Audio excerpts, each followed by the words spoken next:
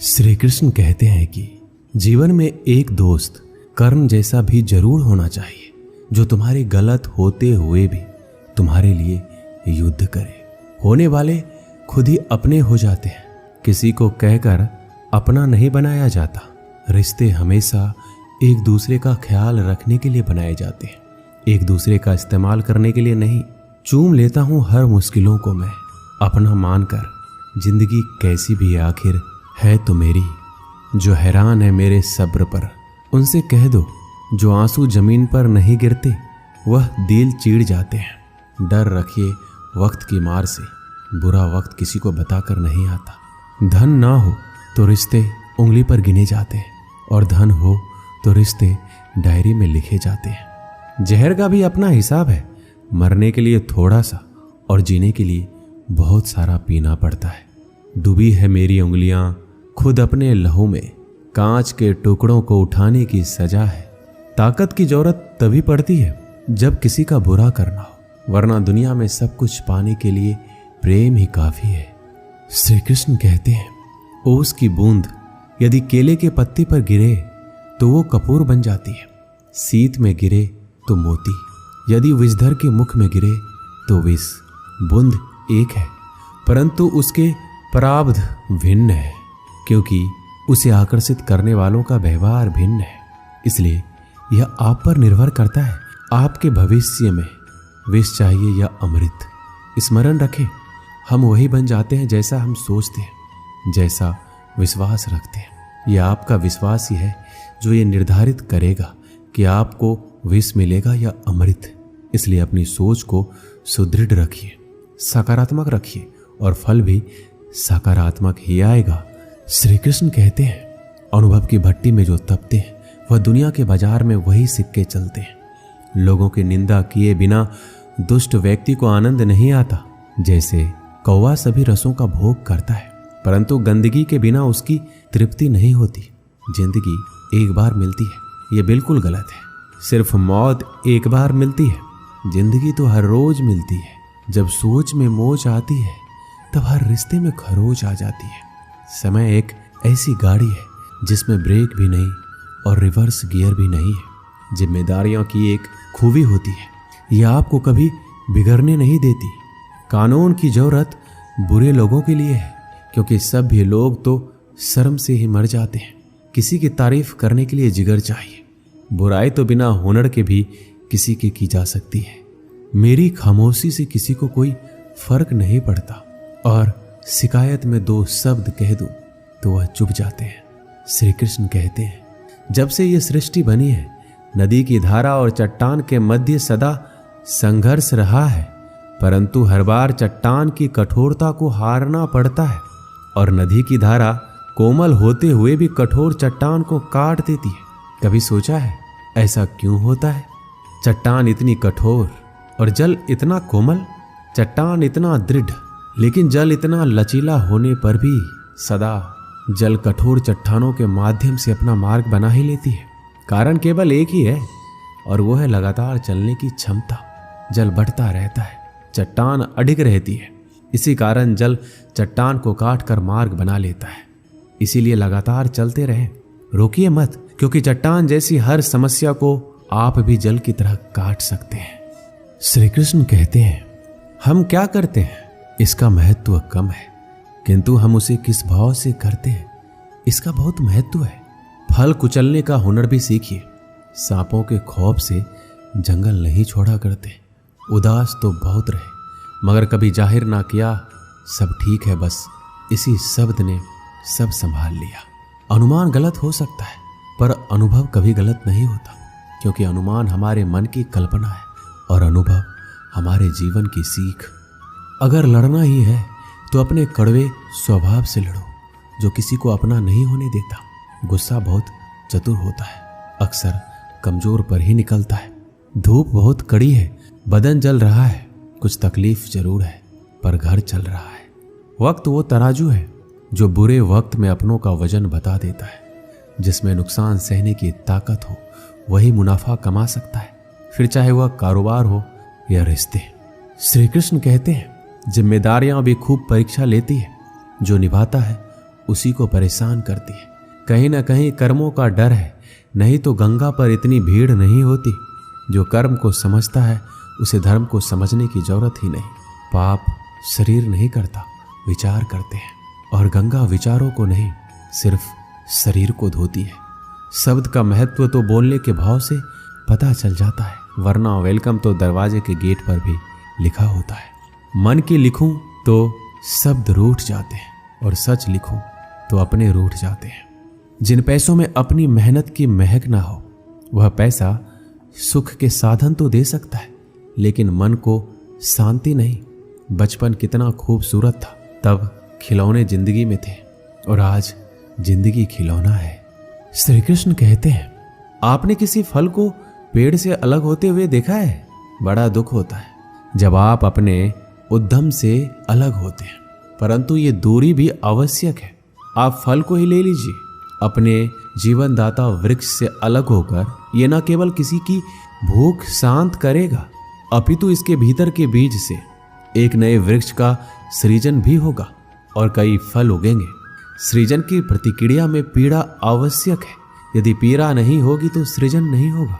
पीड़ा अपने उद्यम से दूर होने में, इस फल की भांति हम मनुष्य को भी अपने उद्यम से, अपने सगे संबंधियों से अलग होना पड़ता है। और यही अलगाव एक नए सृजन को, एक नई सृष्टि को, एक नए विकास को जन्म देता है। इसलिए ऐसे अलगाव से दुखी मत होइए, उसका स्वागत कीजिए, क्योंकि ये विकास की नींव है। श्री कृष्ण कहते हैं, गलत फहमी में जीने का मजा ही कुछ और है, वरना हकीकतें अक्सर रुला देती हैं। जब तक रास्ते समझ में आते हैं, तब तक लौटने का वक्त हो जाता है। यही जिंदगी है। प्यार नहीं बिकता किसी के लिए, मगर इंसान बिक जाता है अपने मतलब के लिए। जब तक किसी अपने से धोखा ना मिले, तब तक समझ नहीं आता कि जिंदगी क्या है। काश उस जाते हुए वक्त को रोक सकते, आपके साथ गुजरा हुआ हर समय जोड़ सकते। मुझे नफरत पसंद है, लेकिन दिखावे का अपनापन नहीं। शीशा कमजोर बहुत होता है, मगर सच दिखाने से घबराता नहीं है। श्री कृष्ण कहते हैं, अपराध वो भावना है जिसके कारण संसार में सदा दुख ही व्याप्त रहता है। हम सब अपराधियों से घृणा करते हैं, उन्हें कोसते हैं, परंतु क्या कभी विचार आया है कि कोई भी जन्म से अपराधी नहीं होता? तो ऐसा क्या कारण है कि कोई इतना बुरा बन जाता है कि वो बुराई की सीमा ही पार कर जाए? कारण है कामना। यदि कामना पर नियंत्रण ना रखा जाए, यदि कामना को पूर्ण करने के लिए परिश्रम ना किया जाए, तो वो तृष्णा में बदल जाती है, और तृष्णा लालच में, और लालच छल में, और छल करते ही मनुष्य अपराध की ओर अपना पग बढ़ा देता है। इसलिए ये अत्यंत आवश्यक है कि मन की कामनाओं पर नियंत्रण रहे। यदि मन पर नियंत्रण रहेगा तो अपराध पर स्वयं ही नियंत्रण हो जाएगा। हम सबका मन करता है कि हम जीवन में ऐसे शिखर पर पहुंचे जहां हमसे ऊपर कोई ना हो, जहां हमें कुछ करने की आवश्यकता ना पड़े। कुछ लोग इस शिखर पर पहुंच भी जाते, परंतु उनका मन सदा विचलित रहता है। मनोरंजक बात है ना कि जिस विश्राम को पाने के लिए हम इतनी मेहनत करते हैं, इतना परिश्रम करते हैं, वो हमें मिलता ही नहीं।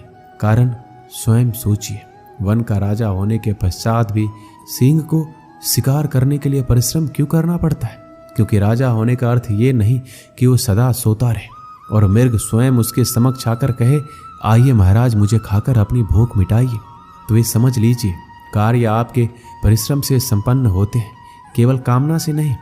यदि आप नीचे हैं तो सदा स्मरण रखिए कि आपका परिश्रम ही आपको ऊंचाइयों पर ले जाएगा, और यदि आप ऊंचाई पर हैं तो वहां पर भी रहने के लिए आपको निरंतर परिश्रम करते रहना होगा। अर्थात परिश्रम से मुक्ति नहीं है, क्योंकि परिश्रम ही जीवन है। भगवान श्री कृष्ण कहते हैं कि डरो मत, ईश्वर हमेशा तुम्हारे साथ है। जब कभी हमारे मन में डर पैदा होता है तो हम भयभीत हो जाते हैं और कई सवाल मन में उथल पुथल मचाने लगते हैं कि अब क्या होगा, कैसे होगा, क्या हम हार जाएंगे या फिर कहीं ये अंत तो नहीं। हमें अपने आसपास वो सभी चीजें दिखाई देने लगती है जो वास्तव में होती ही नहीं है। हमारे मन की कल्पना ही हमारे मन के डर को जन्म देती है, और ये डर हमारे वर्तमान और भविष्य को नष्ट कर देता है। अक्सर हमने देखा होगा कि संसार में सभी लोगों को किसी न किसी वस्तु का या फिर किसी न किसी व्यक्ति का डर हमेशा ही सताता रहता है। और जो सबसे बड़ा डर मनुष्य के मन में घर कर लेता है वो होता है मृत्यु का डर, जो हर एक व्यक्ति को आजीवन परेशान किए रखता है। आपने देखा ही होगा कि माता पिता अपने मृत्यु से पहले अपने बच्चों के लिए वो सब कुछ करना चाहते हैं जिससे उनके बच्चों को अपने भविष्य में किसी तरह की परेशानी ना हो और जो उनके जीवन को सरल बना सके। लेकिन क्या ये सही मार्ग है? क्या इससे उनकी संतान अपने भविष्य के प्रति इस डर के भाव को खत्म कर सकती है?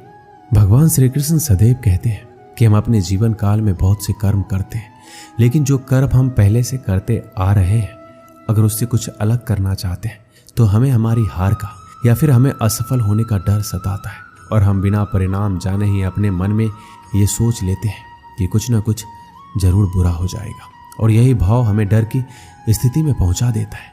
और श्री कृष्ण के अनुसार यही डर हमें अज्ञानता की ओर ले जाता है। वास्तव में अज्ञानता का पहला चरण है भय, भय जो श्रेष्ठ से श्रेष्ठ मनुष्य के विवेक को हर लेता है। जरा स्वयं ही अनुमान लगाइए कि कोई आपको तैराकी के लिए कह दे, लेकिन आज से पहले आपने कभी भी तैराकी नहीं की है, तो आप अपनी तैराकी सीखने से पहले ही अपने मन में यदि ये डर बैठा लेते हैं कि कहीं आप डूब ना जाए या फिर आपके साथ कोई अनहोनी ना हो जाए, तो आजीवन आप तैराकी सीख नहीं पाएंगे, अज्ञान रह जाएंगे। फिर चाहे आपके पास ब्रह्मांड का सबसे उत्तम गुरु ही क्यों ना हो। श्री कृष्ण कहते हैं इस डर को पीछे छोड़कर सफलता के मार्ग पर बढ़ना जरूरी है। यदि हम अपने डर से पीछा छुड़ाना चाहते हैं तो हमें अपनी आरामदायक स्थिति को त्यागना होगा। जब तक हमारा मन स्वयं को कष्ट देने से डरता है तब तक हमें कुछ भी नया करने से पहले या हार जाने का या फिर कोई अनहोनी हो जाने का भय सताता है। इसलिए यदि हम डर को जीतना चाहते हैं तो हमें डर का सामना खुद ही करना होगा और अपने हृदय को कठोर बनाना होगा। तब जाकर हम इस डर की परिस्थिति से बाहर आ जाएंगे। श्री कृष्ण कहते हैं अगर हमें अपने डर पर विजय प्राप्त करनी है तो हम परिणाम की चिंता नहीं करते हैं। कर्म करते जाओ, फल की चिंता मत करो। समय आने पर फल आपको अपने आप ही मिल जाएगा। और यदि हम फल की चिंता किए बिना स्वतंत्र रूप से कर्म करते हैं तो निश्चित ही परिणाम में स्वादिष्ट फल चखने के लिए मिलते हैं। इसी स्थिति को यदि आप कलयुग के अनुसार देखेंगे तो श्री कृष्ण स्वयं कहते हैं कि कोई भी परिस्थिति हो, कैसी भी हालात हो, वो सदैव जीव आत्मा के साथ रहते हैं और अपना कर्म करते जाओ और भयभीत होने की कोई भी आशंका मत छोड़ो, क्योंकि वो सदैव अपनी संतान के साथ में है। फिर आप कैसी भी मुश्किल परिस्थिति में हैं, चाहे कितनी भी दुर्गम हालात हो, चाहे ब्रह्मांड में हो, दुनिया में हो, कोई आपका साथ दे या ना दे, लेकिन ईश्वर सदैव आपके साथ रहेगा। एक गांव में एक किसान रहता था। उस गांव के बाहर एक छोटा सा खेत था। एक बार फसल बोने के कुछ दिनों बाद उसके खेत में चिड़िया ने घोंसला बना लिया। कुछ समय बीता तो चिड़िया ने वहां 2 अंडे भी दिए। उन 2 अंडों में से 2 छोटे छोटे बच्चे निकल आए। वो बड़े मजे से उस खेत में अपना जीवन गुजारने लगे। कुछ महीनों के बाद फसल कटाई का समय आ गया। गांव के सभी किसान अपने खेतों की फसल की कटाई में लग गए। अब चिड़िया और उसके बच्चों को वह खेत छोड़कर नए स्थान पर जाने का समय आ गया था। एक दिन खेत में चिड़िया के बच्चों ने किसान को ये कहते सुना कि कल मैं फसल कटाई के लिए अपने पड़ोसी से पूछूंगा और उसे खेत में भेजूंगा। यह सुनकर चिड़िया के बच्चे परेशान हो गए। उस समय चिड़िया कहीं गई हुई थी। जब वो वापस लौटी तो बच्चों ने उसे किसान की बात बताई कि माँ, आज हमारा यहाँ अंतिम दिन है, रात में हमें दूसरे स्थान के लिए यहाँ से निकलना होगा। चिड़िया ने उत्तर दिया, इतनी जल्दी नहीं बच्चों, मुझे नहीं लगता कि कल खेत में फसल की कटाई होगी। चिड़िया की कही बात सही साबित हुई। दूसरे दिन किसान का पड़ोसी खेत में नहीं आया और फसल की कटाई नहीं हो सकी। शाम को किसान खेत में आया और खेत को जैसे का तैसा देख बुदबुदाने लगा कि ये पड़ोसी तो नहीं आया। ऐसा करता हूँ कल अपने किसी रिश्तेदार को भेज देता हूँ। चिड़िया के बच्चों ने फिर किसान की बात सुनी और परेशान हो गए। जब चिड़िया को उन्होंने ये बात बताई तो वह बोली, तुम लोग चिंता मत करो, आज रात हमें जाने की जरूरत नहीं है। मुझे नहीं लगता कि किसान का रिश्तेदार आएगा। ठीक ऐसा ही हुआ और किसान का रिश्तेदार अगले दिन खेत नहीं पहुंचा। चिड़िया के बच्चे हैरान थे कि उनकी माँ की हर बात सही हो रही है। अगली शाम किसान जब खेत आया तो खेत की वही स्थिति देखकर बुदबुदाने लगा कि ये लोग तो कहने के बाद भी कटाई के लिए आते नहीं। कल मैं खुद आकर फसल की कटाई शुरू करूंगा। चिड़िया के बच्चों ने किसान की बात सुनी, फिर अपनी माँ को ये बात बताई। तब चिड़िया बोली कि बच्चों, अब समय आ गया है ये खेत छोड़ने का। हम आज रात ही ये खेत छोड़कर दूसरी जगह चले जाएंगे। दोनों बच्चे हैरान थे कि इस बार ऐसा क्या है जो माँ खेत छोड़ने को तैयार है। उन्होंने पूछा तो चिड़िया बोली, बच्चों, पिछली 2 बार किसान कटाई के लिए दूसरों पर निर्भर था, दूसरों को कहकर अपने काम से पल्ला झाड़ लिया था, लेकिन इस बार ऐसा नहीं है। इस बार उसने ये जिम्मेदारी अपने कंधों पर ली है, इसलिए वह अवश्य आएगा। उसी रात चिड़िया और उसके बच्चे उस खेत से उड़ गए और कहीं और चले गए। इस कहानी से हमें यही सीख मिलती है कि दूसरों की सहायता लेने में कोई बुराई नहीं है, किंतु यदि आप समय पर काम शुरू करना चाहते हैं और चाहते हैं कि वह समय पर पूरा हो जाए, तो उस काम की जिम्मेदारी स्वयं लेनी होगी। दूसरे भी मदद उसी की करते हैं जो अपनी मदद खुद करता हो। दोस्तों, इस वीडियो में बस इतना ही। मिलते हैं अगली वीडियो में। अपना ख्याल रखिएगा। जय श्री कृष्ण।